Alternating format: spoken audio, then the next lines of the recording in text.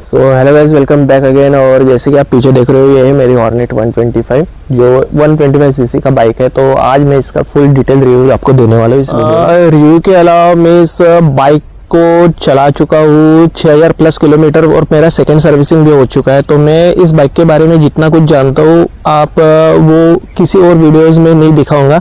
मैं आपको इस बाइक की सारी बुराइयाँ मतलब जो भी इसके नेगेटिव चीज़ें है, डिसएडवांटेजेस है, जो किसी यूट्यूबर ने बताया नहीं है, और प्लस आपको यूट्यूबर के बातों पे विश्वास भी नहीं रखना चाहिए। है ना, मैंने भी ये बाइक खरीदने के पहले बहुत से वीडियोस देखे यूट्यूब पे। मुझे ये बाइक के सब अच्छी अच्छी चीज़ें और बुरी चीज़ें तो पहले से पता है थी, बट एकदम डिटेल में नहीं पता था। और वो क्या होता है, यूट्यूबर्स क्या करते हैं, ये बाइक लेते किसी मतलब शोरूम से लेते, सब बुरी चीजें तो बताते नहीं है। जो मेन बुरी चीजें है, जो आपको डिसएडवांटेज रहता है, मतलब लेने के बाद आप पछताओ ना, इसलिए मैं ये वीडियो बना रहा हूँ। और इसके पहले मैं आपको एक बाइक का ओवरऑल लुक और प्लस मीटर का रीडिंग भी तो ये है मेरा हॉर्नेट 125, होंडा का सीबी हॉर्नेट 125 इसका नाम है। अगर आप गूगल पे सर्च करते हो ना तो अलग अलग हॉर्नेट आती है जो फॉरेन कंट्रीज में रहती है। उसका हेडलाइट चेंज है और अलग है, मतलब ड्यूक के बराबर आता है वो। ड्यूक 125 सीसी का बाइक रहता था वैसा। और बताने से पहले, वीडियो स्टार्ट करने से पहले मैं एक चीज़ बता देता हूँ, इसको बोलते हैं स्पोर्ट बाइक। ये स्पोर्ट बाइक वाले फीचर्स में देखो तो ये एक है लुक है, मतलब ये यूएसडी सस्पेंशन जो है वो स्पोर्ट बाइक में रहते हैं मोस्टली, उसके लिए दिया है। बट ये आप बोल सकते हो कि अच्छा सा सिटी बाइक है, स्पोर्ट बाइक वाला कुछ ये नहीं है। और दूसरा प्लस ये ओवरऑल लुक देख लो, मैंने मॉडिफाई भी किए कुछ चीज़ें, इसके बारे में आपको पूरा डिटेल में इस बाइक की खामियां ही बताने वाला हूँ। और किसे नहीं लेना चाहिए वो भी देख लेना आप। तो मैं एक फुल डिटेल रिव्यू देने वाला हूँ इसका। और प्लस आप इसका मीटर रीडिंग भी एक बार चेक कर लो। मैंने ये आई थिंक 6000 से ज़्यादा चला लिया है। 6272 किलोमीटर, 6272 किलोमीटर टोटल अभी तक पे चला लिया है। एवरेज भी बहुत सही देती है बाइक, इसमें एवरेज भी दिखता है, ये देख लो एवरेज देता है 75 किलोमीटर, मतलब ये राइडिंग कंडीशन वाला एवरेज है। रियल टाइम एवरेज मेरे को लगता है 66-70 तक के देता है ये बाइक, एवरेज के मामले में सही है। तो स्टार्ट करते हैं। देखो मैं इसकी एकदम बुरी चीज़ें बता देता हूँ। जो चीज़ें सबसे पहले जो चीज़ बुरी है ना उसकी ये है, अच्छाई भी बोल सकते हो बुरी भी बोल सकते हो, ये हलता है। ये देखो ये तो नहीं हल रहा है मेरा ज़्यादा, बट ये वाला ज़्यादा हलता होगा। नहीं ये नहीं, ये ही हलता है ज़्यादा इसका। ये देखो ये हलता है, और इसका ये पूरा वेट है ना इस नट के ऊपर है। लेने के पहले मुझे पता था ये हलता है। और इसकी एक चीज़ अच्छी है कि ये कुछ भी टूटता है ना, ये 300 400 500 रुपये के अंदर चेंज हो जाता है। मतलब ये पैनल का भी प्राइस बहुत कम है, इसका भी प्राइस कम है, ये भी सस्ता है, इसका कलर जाता है। ठीक है, एक तो हो गया ये विंग्स जो आगे के। दूसरी चीज़ है ये देखो मैंने लॉक यहाँ पे रखा है, तो ये देख लो कलर निकलता है। ये चीज़ का ड्यूरेबल नहीं है, ये फाइबर का बना हुआ है। ये दो चीज़ें जो तो किसी सारे यूट्यूबर्स ने बताई है। ठीक है, दूसरी चीज़, अभी ये दो चीज़ें तो हो गई, तीसरी चीज़ समझ जाओ, ये सीट देख लो मैं मॉडिफाई किया है। तो ये चीज़ जो है ना किसी यूट्यूबर ने बताया, मैंने देखा है वीडियो, लॉन्ग राइड के लिए अच्छी है भाई, ये अच्छी नहीं है लॉन्ग राइड के लिए जब तक आप ये सीट जो है ना आप इसको मॉडिफाई नहीं कराते हो। सीट मॉडिफिकेशन आपको करना ही पड़ेगा। देखो कुशन डाला है मैंने। और एक बेस्ट चीज़ भी ये है कि 125 सेगमेंट की सबसे बड़ी सीट रियर फ्रंट वाली इसी की है, छोटी सीट ये रियर वाली। ये कुछ भी कंफर्टेबल नहीं है। ये किसी फैमिली मेम्बर को, वाइफ को या फिर आपके मम्मी को अगर साड़ी पहनती हो उनको बिठाने के लिए ले रहे हो, मतलब फैमिली पर्पस के लिए ले रहे हो, तो मेरी मानो तो ये बाइक लो ही मत, कुछ दूसरा देख लो। इससे कंफर्टेबल सीट आपकी राइडर की में मिल जाती है और एक्सट्रीम में मिल जाती है। ठीक है, तो ये दो चीज़ें मुझे, मतलब तीन चीज़ें हो गई। ये हो गया आगे का विंग, दूसरा ये हो गया ग्रैब रेल, तीसरी हो गई ये सीट। ठीक है, और सीट में कैसा है ना, कोई यूट्यूबर ने इसका सीट का बताया नहीं है।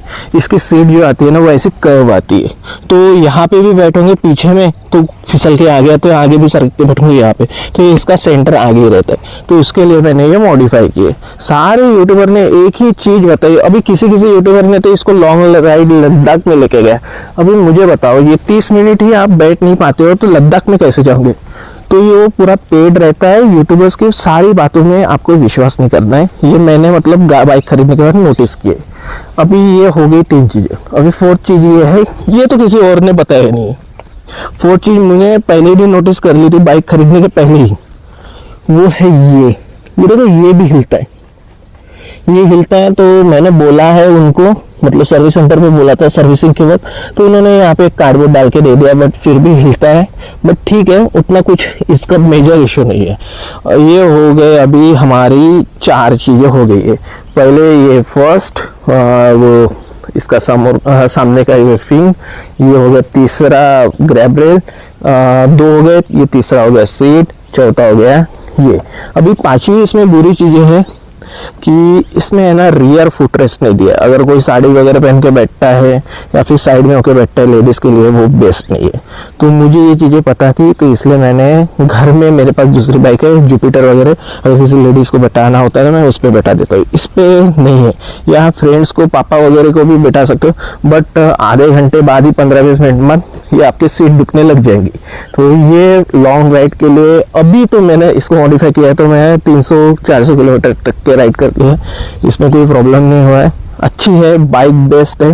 और दूसरी बात, सबसे मेन चीज़ है कि अगर आपकी हाइट 5 पॉइंट कितनी 5 समझ जाओ आप राइडर हो और आपकी हाइट 5.8 है या समथिंग कुछ भी है, 5.5 से नीचे है तो खरीदना ही मत, ये वेस्ट ऑफ मनी हो जाएगा।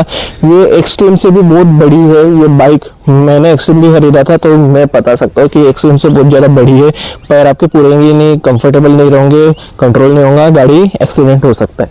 तो आप शॉर्ट राइडर हो तो खरीदो में 5.8 5.9 के ऊपर जो है वो अच्छे से खरीद लो, चला सकते हो अच्छे से। बस आपको एक चीज़ ध्यान देना है, इसकी सीट मॉडिफाई करनी पड़ेगी। So guys, as a owner मैंने पूरी जो बुराइयाँ थी वो बता दिए, बस अच्छी चीज़ें आपको एक ही बताऊंगा, इस गाड़ी का इंजन होंडा का बेस्ट होता है। अभी तक के किसी भी बाइक के इंजन में कोई प्रॉब्लम नहीं है। शायद से एक आध इसमें हुआ था, मैंने देखा था यूट्यूब पे, उसका भी बाइक में कुछ मतलब गियर अटकते थे इसलिए इंजन ओपन हो गया, पर उसका भी अभी अच्छा चल रहा है। मतलब उसके यूट्यूब के वीडियोस देखते रहता हूँ मैं, वो अभी भी यही चला रहा है। ब्लैक कलर की हॉर्नेट है, कोई वो भाई देख रहा होगा तो कमेंट कर देना भाई। उसी का देख के मैं थोड़ा बहुत वीडियोस बनाता हूँ। ये सही बाइक है लेना हो तो, बट इसमें फीचर्स की बहुत ज़्यादा कमियां है। एक्सट्रीम में बहुत सारे फीचर्स आते हैं, राइडिंग मोड आता है उसमें, आई थिंक ट्रैक्शन कंट्रोल भी है, इसमें कुछ नहीं है, एबीएस भी नहीं है। तो ये वैल्यू फॉर मनी बाइक नहीं है। बस एक नॉर्मल बाइक लेना है, किसी कॉलेज स्टूडेंट को नहीं लेना चाहिए, क्योंकि वो नई नई बाइक होती है तो उसमें इतना सेफ्टी नहीं है। तो ये मैं 60 के ऊपर चलाता ही नहीं हूँ, तो मैंने ये बाइक खरीदा हुआ है। तो ये मेरे लिए बेस्ट है, आपके लिए ना हो, बट मैं मतलब कोई खरीदना चाहता हो तो वेट कर लो नेक्स्ट ईयर में, या फिर ये ईयर के एंड तक के इसके नए मॉडल्स आ जाएंगे तो उसमें सारे फीचर्स शायद से हो, तो आप लेना हो तो रुक जाओ। होंडा का बेस्ट कंपनी है, बेस्ट माइलेज है। आई थिंक मेरे को एक्सट्रीम से भी ज़्यादा माइलेज इसमें मिल रहा है। राइडिंग मतलब कंडीशन या फिर मेरा राइडिंग क्वालिटी अच्छा होगा इसलिए देता है।